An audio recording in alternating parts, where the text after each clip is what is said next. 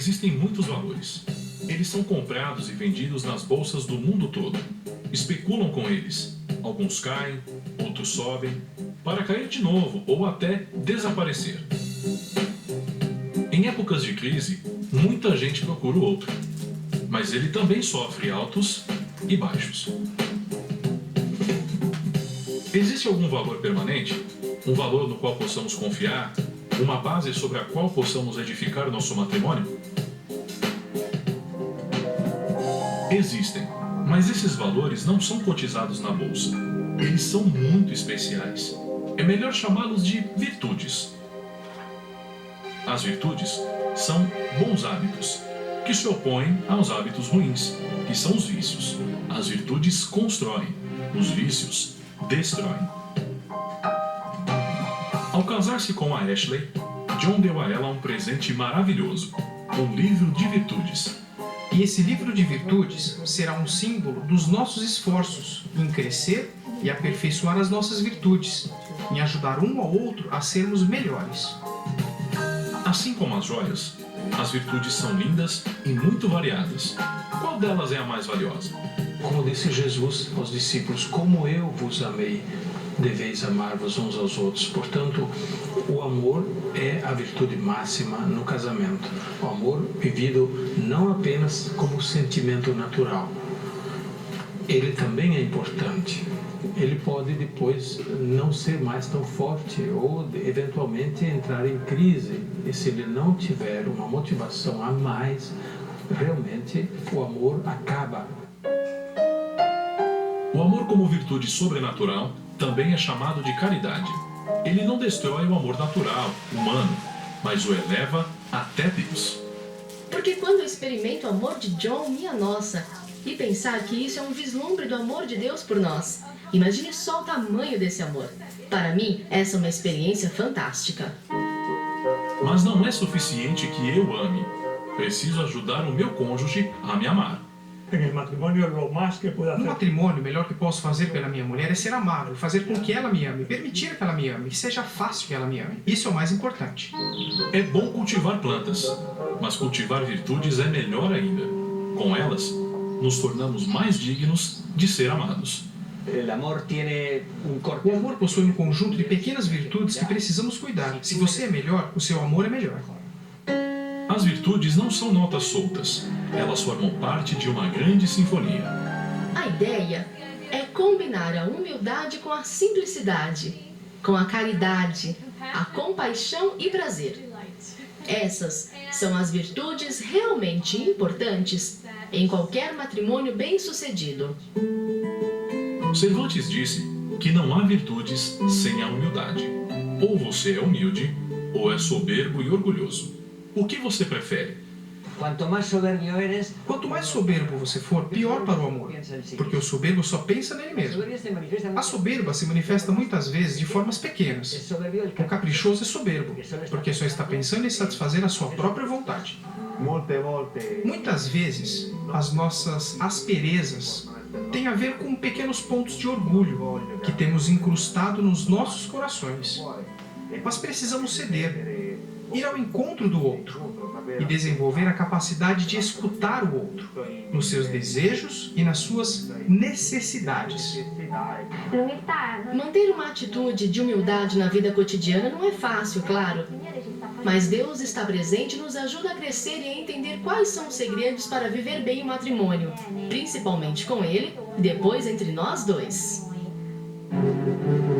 Os orgulhosos normalmente são inseguros, irritáveis, violentos.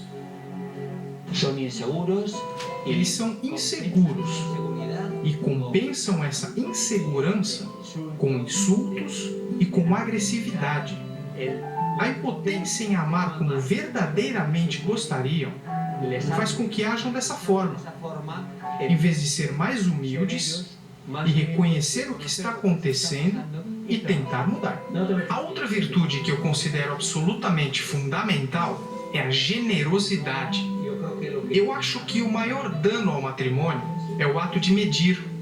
Quando as pessoas começam a medir, isso é seu, isso é meu, você faz isso, você faz aquilo. Aí é onde eu acho que realmente começam os problemas.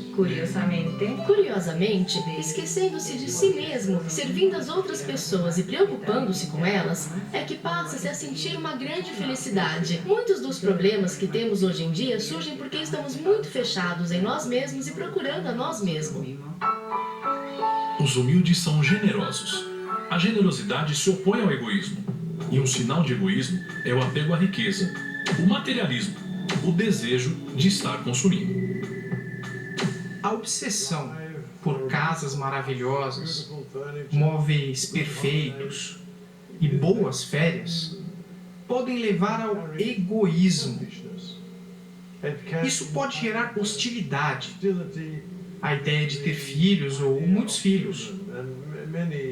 Acho importante pensar em quais são os valores mais importantes na vida: o amor, a família, a fé e o serviço mútuo. Como uma esposa me disse uma vez, as suas posses não podem retribuir o seu amor. Podemos combater o egoísmo com desprendimento, ou seja, sendo uma pessoa generosa, uma pessoa que se preocupa com os outros. Que você se preocupe com essa pessoa que vai compartilhar a vida com você. Se você não for generoso e humilde, pode cair no rancor. É um vírus terrível que você precisa expulsar. Pense, que tão rancoroso eu sou? Que grau de rancor eu tenho? Para mim, é fácil dar um passo ou não. Por que eu evito mudar? Por que não dou esse passo? De onde vem esse orgulho e esse rancor? O espírito conflituoso também é um vírus forte. Aquele que nos ensinou a amar até os inimigos, também nos ensinou a perdoar. Uma vez, eu vi um pôster pagão que dizia: amor significa nunca ter que dizer perdão. Na vida cristã, é exatamente o contrário. Amor significa ser capaz de pedir perdão e de dar o perdão. Outras virtudes fundamentais são a veracidade, a sinceridade e a confiança. Sem elas, a vida matrimonial seria muito sofrida. A mentira endurece o coração. A mentira faz muito mal para a relação do casal. Dizer sempre a verdade é um bom caminho para o matrimônio. E se por alguma razão aconteceu alguma coisa, peça perdão e recomece uma vez mais. Mas procure todos os meios de recuperar isso. Se alguma ferida foi criada, se essa relação foi corrompida de alguma forma, inunde o mal com abundância de bem e recomece novamente. Perdão, estou com você, não vai acontecer de novo. A sinceridade é uma virtude que permite que você se mostre da forma que é, com a verdade. E se você se mostra como realmente é, os demais podem ajudá-lo. Se você se esconde, eles não podem fazer nada. Quando um dos dois descobrir alguma coisa no outro de que não gosta, não deve ficar calado, porque esse seria o início de uma falta de lealdade. Porque assim, os afetos seriam enfraquecidos e as ideias começariam a gravitar na mente e comprometeriam a própria fidelidade. A sinceridade é um prato que pode ser indigesto se não for temperado com a fineza, a delicadeza e o respeito. Ou seja, os bons modos. E isso se aprende em casa, a começar pelos pais. No quarto, sozinhos, podemos conversar se você quer chamar a minha atenção por algo, mas não gritando, porque senão a família se torna disfuncional. Às vezes, o casal termina perdendo a cortesia, aquelas palavras mágicas que tanto insistimos com os nossos filhos. Peça por favor, diga obrigado.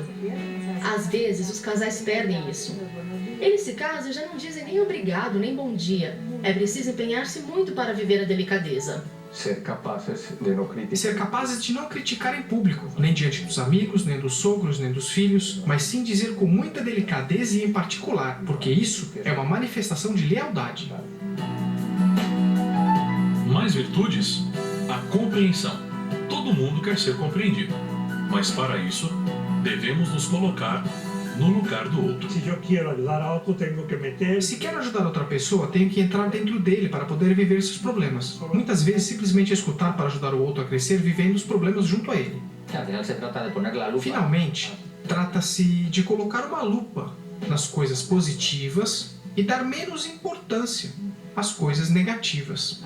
Precisamos ser construtivos, ressaltar as coisas boas e não valorizar ou tentar corrigir as não tão boas. Para facilitar essas virtudes, ajuda muito ter alegria e bom humor. É uma virtude natural que os cristãos devem esforçar-se por viver apesar das dificuldades. Vou enfrentar as dificuldades que aparecerem, mas espero sempre manter o gozo, a felicidade, a alegria que tenho agora, depois de 2 anos de matrimônio. A família não pode ser algo triste, ela precisa ser alegre, tem que ser divertida. Temos que procurar ter criatividade para encontrar essa diversão e para que todo mundo se sinta bem, seja com uma piada, com uma boa história, seja com um bate-papo, seja com uma festa.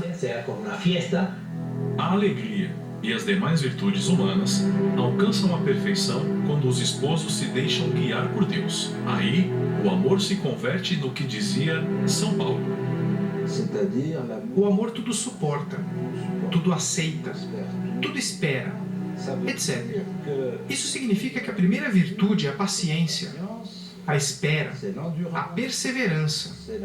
Essas não são virtudes simplesmente humanas. São virtudes que nos são dadas pelo Espírito Santo. Na base das virtudes sobrenaturais, junto com o amor estão a fé e a esperança. Quem acredita e espera, reza. A família que reza unida permanece unida. Isso certamente é uma verdade muito importante. Quando a família reza unida, se coloca diante de Deus, ela encontra forças para superar as suas dificuldades. A família